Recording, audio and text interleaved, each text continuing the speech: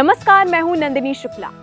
बॉलीवुड में कई ऐसे सितारे हैं जो विदेश में पैदा हुए हैं। वहीं अब बात करें 1980 के दशक, श्रीलंका में सिंघली और तमिलों के बीच का तनाव, नागरिक देश छोड़ रहे हैं। उसी दौर में एक म्यूजिशियन एलरॉय फर्नांडिस ने भी देश छोड़ा, बहरीन में डेरा डाल दिया। उनकी मुलाकात हुई मलेशियन कैनेडियन मूल की महिला किम से, जो कि एयर होस्टेस थी। दोनों के 4 बच्चे हुए, 2 बेटे और 2 बेटियां। सबसे छोटी का नाम रखा गया जैकलीन, यानी कि जैकलीन फर्नांडिस, जिनकी हम आज बात करने वाले हैं। आजकल जैकलीन फर्नांडिस लगातार चर्चा में बनी हुई है, पर इसका कारण ना उनका कोई म्यूजिक वीडियो है और ना ही कोई फिल्म, ना ही उनका कोई फिटनेस वीडियो, बल्कि सुकेश चंद्रशेखर से जुड़े मनी लॉन्ड्रिंग और रंगदारी मामले में वो पुलिस के लपेटे में है। उनसे दिल्ली पुलिस की आर्थिक अपराध शाखा ने 14 सितंबर को कई घंटों तक पूछताछ की। फिलहाल पूरा मामला क्या है और इस झमेले में वो कैसे फंस गई हैं, इन सब पे दिन बर दिन अपडेट्स भी आती जाती हैं और आपको हम बताते भी हैं।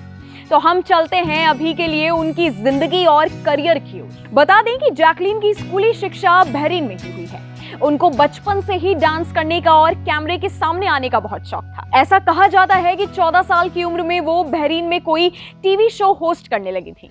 स्कूली शिक्षा पूरी करके जैकलीन ऑस्ट्रेलिया चली गई।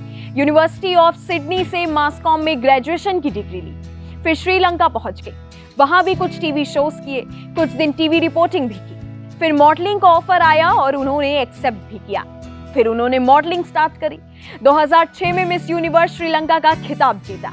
उसी साल श्रीलंका को वर्ल्ड इवेंट मिस यूनिवर्स में रिप्रेजेंट किया और उसी साल श्रीलंका की पॉप जोड़ी बीएनएस के साथ एक म्यूजिक वीडियो भी किया। पर मन में कहीं ना कहीं बचपन का सपना पल रहा था और वो सपना था हॉलीवुड स्टार बनने का। इसलिए उन्होंने कई सारी भाषाएं भी सीखी।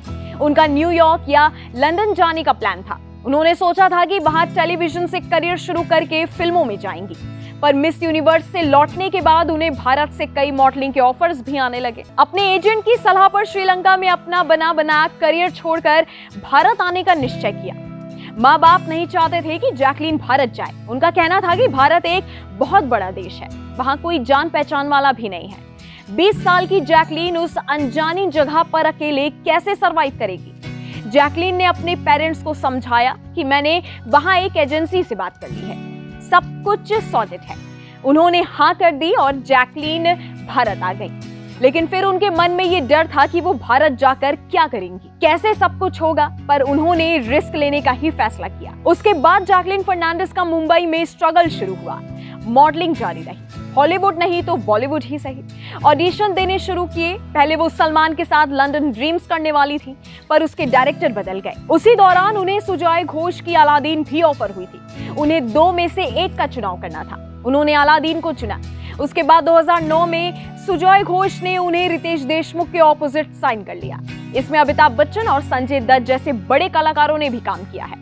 इस फिल्म के लिए जैकलीन को बेस्ट डेब्यू का आईफा अवार्ड भी मिला, पर यह फिल्म बॉक्स ऑफिस पर कुछ खास कमाल नहीं कर पाई थी। इसके बाद उनकी एक और फिल्म जाने कहां से आई है भी फ्लॉप रही।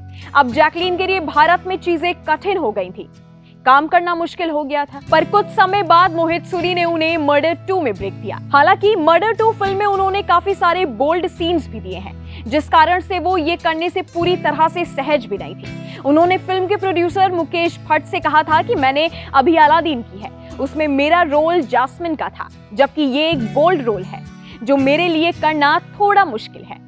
तब उन्हें उनकी पहली फिल्म के डायरेक्टर सुजॉय घोष ने समझाया। उसके बाद उन्होंने फिल्म के लिए हाँ कर दी। हालांकि उनके सामने और कोई चारा भी नहीं था। मर्डर 2 ही वो मूवी थी जो उनके करियर में एक मील का पत्थर साबित हुई। उनका करियर चमक गया।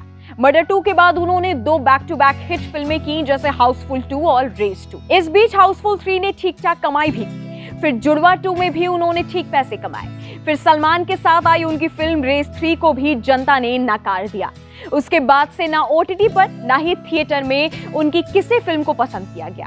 इस साल उनकी 2 फिल्में बच्चन पांडे और विक्रांत रोड़ा आई, पर उसमें भी उनका कुछ खास रोल नहीं रहा। आजकल वो अपनी फिल्मों से ज्यादा सुकेश चंद्रशेखर वाले केस को लेकर चर्चा में है। सुकेश के ऊपर 200 करोड़ की ठगी और रंगदारी के आरोप हैं। उससे जुड़े मामलों में जैकलीन भी ईडी के रडार पर हैं।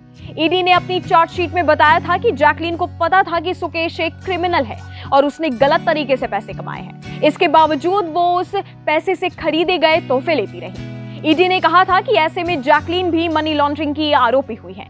पहले एक मामले में उन्हें आरोपी बनाया गया। जांच आगे बढ़ी तो उन पर ठगी के पैसे से महंगे गिफ्ट लेने का आरोप पत्र तैयार कर दिया गया।